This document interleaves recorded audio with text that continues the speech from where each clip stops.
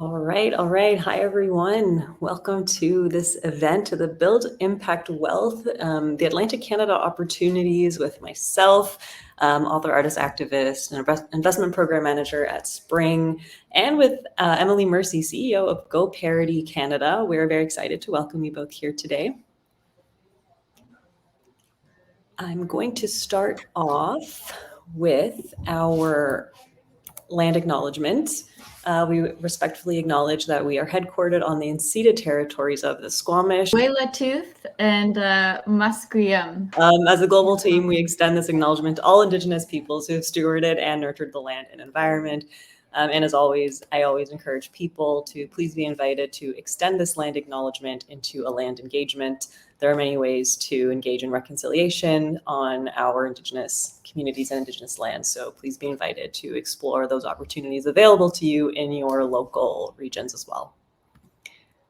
And I'd like to invite Emily, please start us off. Yeah, thanks very much, Vanessa, for that introduction.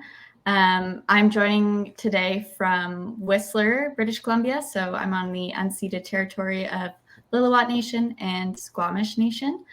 And I want to start just by talking a little bit about the landscape of social finance. And so we all know that addressing the climate crisis requires changing the way that we live, we work, the way that we get our energy, our food. And it also means that we need money going towards initiatives that are creating that much needed change. So in other words, we need to be investing for the future. And many of you are probably familiar with the United Nations Sustainable Development Goals, which are pictured here on the slide.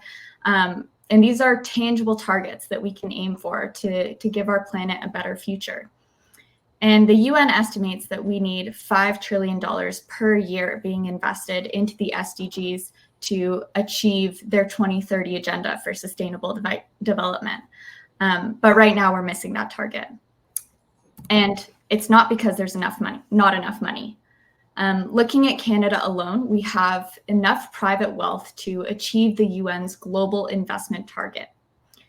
Generally, investment market can be broken down into two groups. We have accredited investors and non-accredited.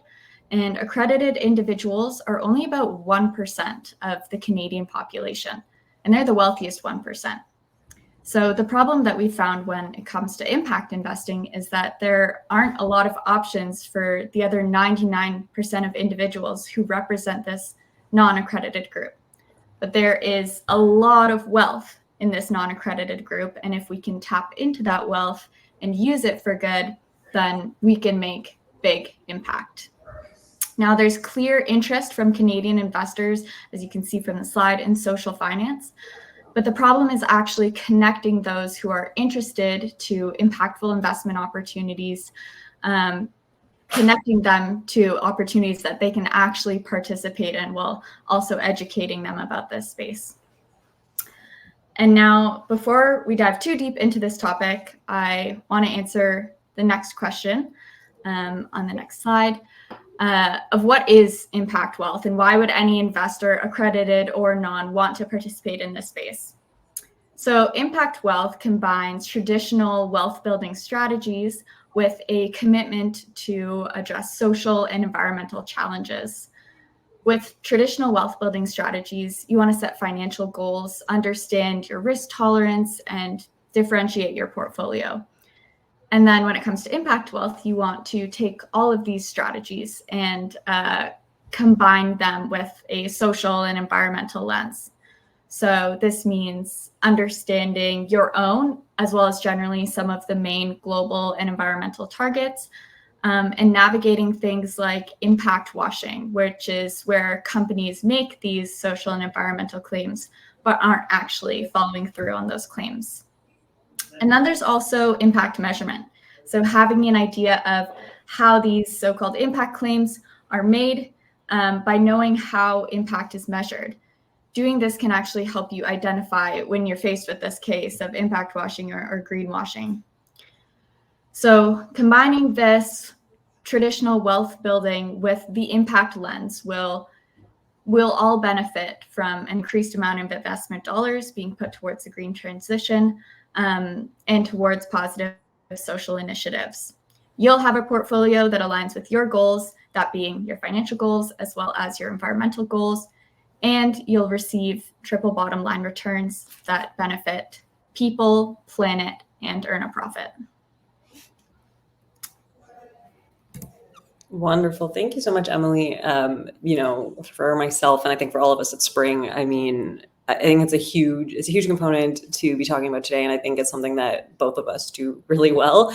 I think it'll, as everyone, as we get to the end, it's going to click very slowly like, oh, I understand why these two organizations came together today to offer this education, because we both do this in a couple different ways. And so what I'm going to walk you through right now will be what we call at Spring our impact investment challenges. And we do exactly that. We really take this, this is your traditional wealth building tools, and we offer you that impact lens. We help you and educate you and provide you this framework to be able to apply those two together so you can make these impact investments in a way that can still align with you and your individual goals while also doing good socially, depending on however you want that doing good to be defined. And so what we do at Spring, we bring founders and investors together for impact.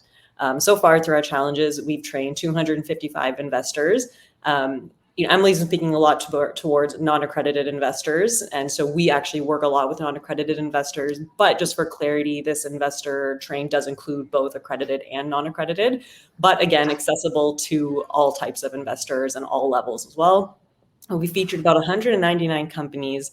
We've made about $1.8 million in direct impact investments, and we've been able to catalyze an additional $47 million in impact investments.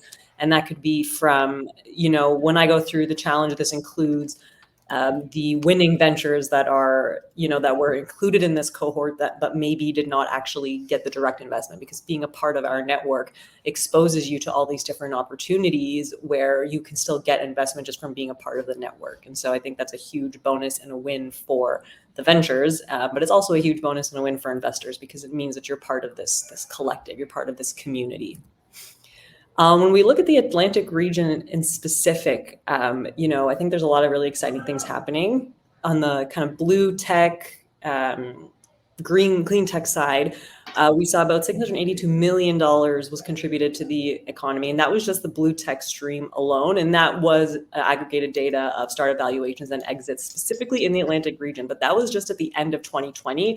And this was in a report according to the Startup Genome, which is a very well-known Silicon Valley-based group who does research on different regions and studies, the innovation ecosystem. In addition to that, in the Atlantic region, $261 million were distributed. Again, this was on the kind of clean tech side in early stage ventures. Again, in the same period of time at the end of 2020. So that's a huge amount of funding that went into ventures to really help build out that ecosystem. When we look at these last two stats, these are a little bit more focused on the health tech side. Just literally last month or a couple months ago, $3 million was awarded from the government. This is the ECOA agency in the Atlantic region, awarded $3 million to support 6 medtech ventures overall. And on top of that, when we look at the entire health tech region, $300 million in revenues coming from Halifax health and life science companies, and that's just Halifax alone. And so that's a really, taken together is a really big opportunity here for not just investors, but impact investors, for you to put your dollars into something that can actually make a difference. And I also just want to highlight this beautiful background photo is by Jay-Wan from Shutterstock, and this is at sunset at Peggy Cove in Nova Scotia. So a bit more specifically in this challenge and how, if you're interested as an impact investor, how you can engage. We've got 2 streams here. The Clean Tech stream, which is presented by Imaginal Ventures, Foresight Canada, the NRC IRAP, and the Atlantic Canada Opportunities Agency. We also have the Health Innovation stream, which is again in partnership with Imaginal Ventures, Halo Health, and the Nova Scotia Health Innovation Hub. So 2 opportunities here to get involved if you might be interested in really, making a different type of contribution with your investment dollars. What you really get with this the Atlantic Canada Impact Investment Challenge is 2 things. The first thing is education. And again, how do we support this investment lens? Here's our framework. We'll talk to you about the impact investment landscape. How do you leverage things like investment memos and special purpose vehicles to make impact investments? When Emily was chatting about that Venn diagram, how are you making your impact thesis and how are you measuring your impact? Again, this is that right hand, that right circle I was talking about. What is that impact lens that you want to offer, which you get to build based on your risk profile, your tolerance levels, your interest. We talk about negotiation and valuation. How do you evaluate a founding team? And then there's always things to consider when it comes to the post-investment. How do you engage with the startups? How do you communicate? Are you interested in participating and being a little bit more active? There are always advisor opportunities that come out of things like this. So what does that look like for you? And we help you build that. On the other side of the education piece, then there's community. You're looking at, you're involved with a cohort of 20 investors, looking at accredited and non-accredited investors, so tons of different experiences, but it's also very focused. You do diligence in real time with ventures that will present to you that have already been pre-qualified. You do that in small groups, so you get everyone's experience. You build a relationship with the founders. This is huge. This is a 10-week program, so you have the opportunity to really engage. And you also are you're welcome into our community. We have our Spring Collective, and that's actually, you will receive a 1-year membership to the Spring Collective just for participating in this, so that after this, if you want to continue to see deal flow, there's an opportunity for you to do that. There's an opportunity here in a community for you to be engaged with investors that are like-minded and are looking for opportunities to, again, put your dollars into something that will do good. And of course, at the end, there is that opportunity for the $100K, roughly $100,000 of a pooled investment that you will make into a winning venture, which you will be voting on. Looking at that entire journey, I know this slide looks like a lot of fun, but it's not as crazy. Really, all we're saying is that by the end of December, we're looking to have anyone who's interested just to commit how much they're interested in investing. We'll take you through in January a little bit of an orientation. You'll meet the ventures, both clean tech and health tech. You'll go through around like the February mark. Then we'll do a little bit of a voting. You'll choose your top finalists, your top ventures. And then you have a solid 4 weeks of the due diligence training. And again, that's where all the specific education comes in, which you will be putting to use when you're working with your venture. And again, this is your impact thesis. How are you building that? How are you negotiating and doing your diligence with the ventures? How that all fits together. And at the end, you'll actually make a presentation and you will decide as a group which venture do you want to win. So you'll vote together and who do you want to actually make that investment into. So all this happens in 10 weeks. It seems like it's a lot of times. When you're in it, you'll realize, oh my gosh, maybe it isn't a lot of time. But it actually is to show you that it really doesn't take that much for you to start making these conscious decisions in terms of, investment and impact investment specifically. And again, all investors are welcome here. We have this opportunity open for accredited investors. We also have this opportunity open for non-accredited investors, and which I think is very important, because that was a lot of the data that Emily was speaking to in the start, that you don't have to be accredited to be making conscious decisions about your investment. It can start you can be anybody at any investment level with any amount of income and start making conscious decisions. So please be invited to check out the program. There are some links here in the deck, which we'll send out after. And if you do go to spring.is and you check out the program, you can actually apply with a $500 program fee. The code would be webinar 2023 for that. But again, great opportunity really to start making conscious decisions about your money, build out your impact investment, and do good at the same time. I'm going to turn it over back to Emily, and she's going to tell you about the other amazing opportunities that they offer at GoParity for non-accredited investors. Start really activating your money and doing social good. Yeah, thank you. It's awesome to see the education, resources, and support that Spring is creating and bringing into this space. And I also did love those pictures. They were gorgeous. So much like Spring, GoParity has really similar goals. We aim to bring a lot more transparency, education, and accessibility into this space.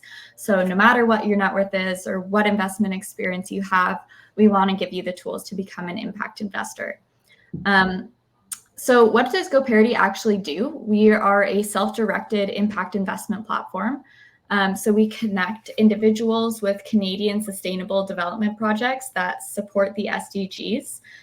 We analyze project risk. So we tell you upfront what your expected annual return will be.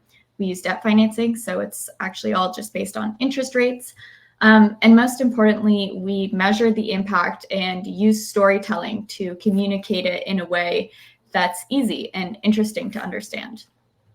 And we're pretty new to Canada.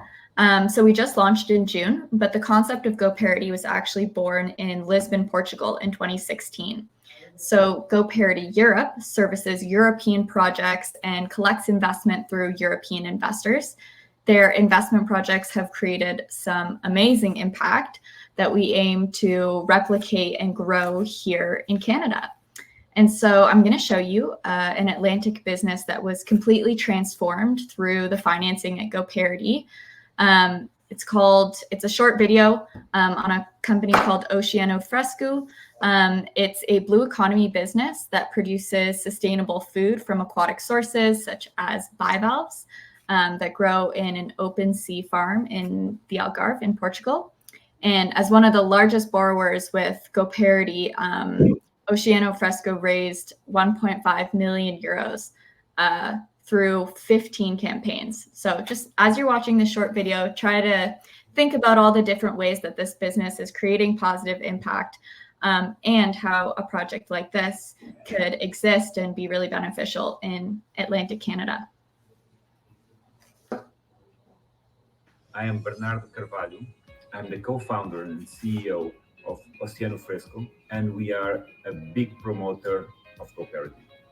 We are a bivalve sustainable aquaculture company that have raised 2.5 million euros throughout 15 campaigns with GoParity that helped us fund our R&D, our productive investments, and our commercial activity. The biggest impact of these projects were the creation of about 40 jobs outside the major city centers.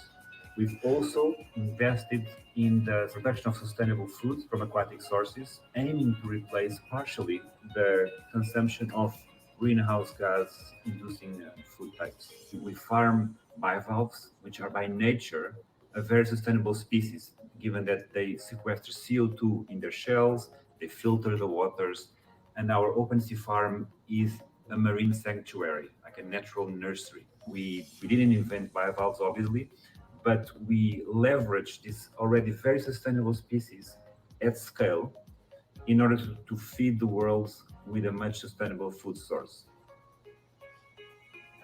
Just eat bivalves, because we believe that we can regenerate nature if we farm and eat better.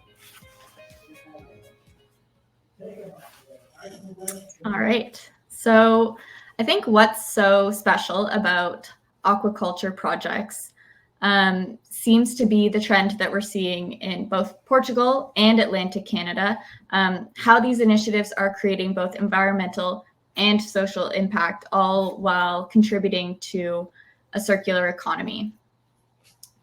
So there are ecosystem considerations. Is the project improving ocean health? There are entire supply chain considerations, from suppliers to customers. Who are the other players in this space? What impact are they having? And there are social impact benefits. So creating jobs, supporting the livelihood of individuals. And these thoughtful considerations about the ecosystem, the supply chain, and the community are really what we look for in our investments at GoParity, so that we can tell a beautiful story about people and organizations that are doing good. So at the bottom of the screen there, you'll see that we have offices just at opposite sides of the North Atlantic Ocean. So we have GoParity Portugal, who's based in Lisbon. And although we're a remote company at GoParity Canada, one of our co-founders is based in Halifax. And it's proven to be a really incredible environment for an impact investment startup. We're partnered with a few key players in the social impact or SME space that have helped us create or connect with organizations that are innovating for good. And I've listed those kind of community partners here on the screen that we work with at GoParity. And on the next slide, you'll see a photo of one of our co-founders at the Atlantic Canada Social Impact Summit that happened in St. John's, Newfoundland in September. And if anything, this summit proved that there is a huge movement to support social finance from governments, organizations, even on the individual level. And Atlantic Canada is a core part of that. Atlantic Canada obviously has a massive seafood industry, from the PEI lobsters to the Atlantic salmon, but we've built not only this enormous industry, but also an entire culture around it. And obviously, we do need to be seeing this shift towards sustainability and preserving the ecosystem, but we can't do that at the expense of people and the industry itself. So what we've noticed in Atlantic Canada is we're seeing so much innovation happening that is benefiting that triple bottom line that I spoke about earlier, and that Vanessa spoke about, I believe, as well. So people, planet, and profit. And now we need to be funding those initiatives, and you as impact investors get to be part of it. So at GoParity, we are extremely optimistic about the impact initiatives coming out of Atlantic Canada, and I think there's some great opportunity to be part of the landscape there. And with all this talk about industry innovation, how do we at GoParity actually measure impact? So we use the most widely used impact assessment method around the world that was developed by the GIN, the Global Impact Investing Network, which is also a really great resource if you're interested in just learning more about impact investing and how impact is measured in different ways. But the specific tool that we use is IRIS Plus, which uses the Sustainable Development Goals to measure impact indicators. And I believe that IRIS Plus is actually the most commonly used impact investing framework. And at GoParity, all of our projects are debt. So therefore, all of our investments are debt instruments. So it works a little bit like a bond. And why is debt commonly used for impact investing? Well, it's a lot more clear to measure impact when it's a specific project and you know the use of the funds, and you can quantitatively and qualitatively measure how that money is being used. And the investor can easily see and track if that company is being honest with their claims. And at GoParity, we really want any type of investor to be able to get into this space for the first time and make it really clear, easy, and simplified. So we found that that has been a great way to put forth those impact metrics and allow people to kind of know what they're getting into and set their expectations. So we also want to show what goals the investment supports, how it supports those goals. We create qualitative descriptions that are an important part of what we do because it's really the best way to excite and engage people about social innovation. And we also use quantitative indicators like the ones you'll see here below that we link to our key performance indicators as a company. So our project could be contributing to one of these, or a project could be contributing to several of these different factors. And now with GoParity, we also want you to be able to track your personal impact. So if we go to the next slide, you'll see that on your impact dashboard, you can see the SDGs that you've supported and the quantitative metrics that your investment dollars have helped to achieve and where you've created an impact. So you might actually have Atlantic Canada as in your geography on that list soon if you invest in an Atlantic Canada project. And you certainly don't need to be from Atlantic Canada to invest in the social innovation that's happening there. So just to wrap things up, I want to let all of the investors know that we do have an open investment right now with GoParity, which is creating both social and environmental impact.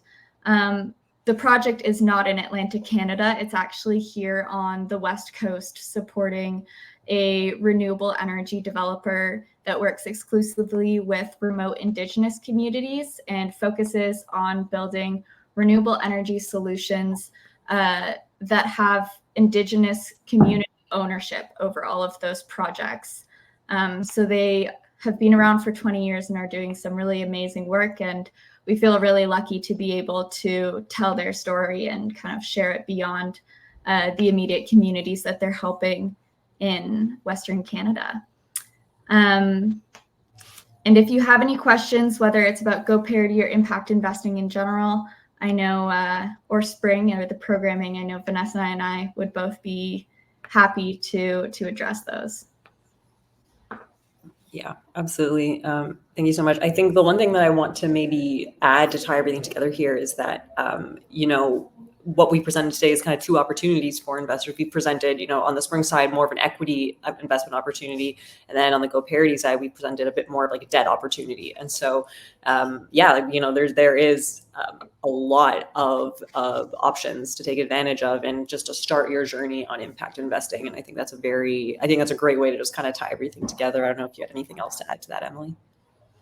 No, for sure. I think that's another great thing to say is that one of those traditional wealth building strategies is to, diversify yourself, and you don't want to be putting all your eggs in one basket, and definitely experimenting and trying different types of investments, both within the impact space and externally is super important. And you can kind of get a feel and a sense and start your learning journey too when you take the first step to participate in something like this. No, absolutely. I'm not sure if there's a way for us to accept questions from anybody. Right now, I can't remember. But if there are not, I know that you can visit us at Spring. You can, on Spring side, you can go out to our website, spring.is, and then check out let me see here. You can go to our spring.is. You can check out the Impact Investment Challenge. You can get in touch with me. My email will be, oops, my bad. Sorry, yes, you can go to spring.is in Impact Investment Challenge. You can sign up for the application form there. You can reach out to me directly, Vanessa at spring.is, if there are any questions or comments. Emily, did you want to reiterate your contact? Yeah, sure. If you have any questions for me, you can reach out to me at emilym@goparity.com. I don't know that I can drop my email in the comments section. Here, I got you. Thank you. Perfect. Perfect. Yeah. So feel free to reach out for anyone. Awesome. Thank you so much. I think we'll wrap it up there. And thank you very much for holding the space. I think these are really great opportunities, like I said, for anybody interested in there's equity, there's debt, and a way to really educate and then build community. And I think too, when we look at impact, we're not just looking at the impact investment. Emily brought up a lot of really great points about job creation. The company that you presented, right? Those are also really important parts of impact that both of us as organizations are really, really passionate about. And we both kind of work those into, how do these build out your investment thesis? And then these opportunities here, again, can really help round that out a little bit for you. Definitely. I love that summary. Great. Thanks so much, everybody. And again, thank you for joining us today. And we hope to hear from you if you have any questions.